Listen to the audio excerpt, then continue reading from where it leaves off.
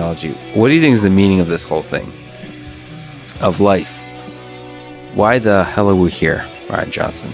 We've been talking about brains and studying brains, and you had this very eloquent way of describing life on Earth as an optimization problem of the cost of intelligence going to zero.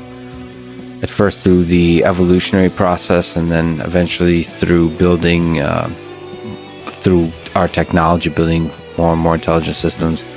You ever ask yourself why it's doing that? Yeah, I think the answer to this question, again, the information value is more in the mirror it provides of that person, which is a representation of the technological, social, political context of the time. So if you ask this question 100 years ago, you would get a certain answer that reflects that time period. Same thing would be true for 1,000 years ago. It's rare. It's difficult for a person to pull themselves out of their contextual awareness and offer a truly original response.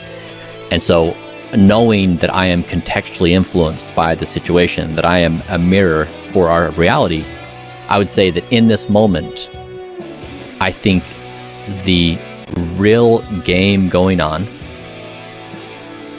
is that evolution built a system of scaffolding intelligence that produced us.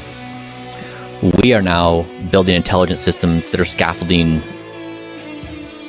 higher dimensional intelligence. That's developing more robust systems of intelligence.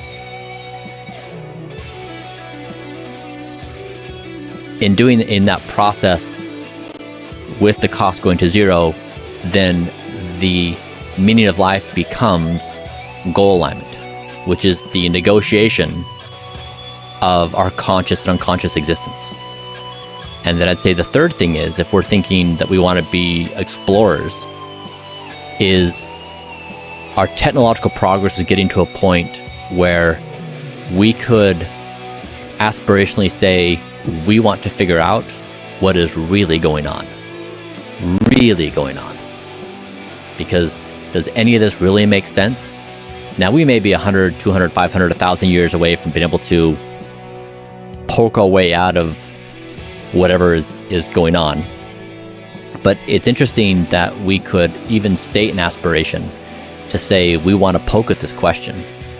But I'd say in this moment of time, the meaning of life is that we can build a future state of existence that is more fantastic than anything we could ever imagine.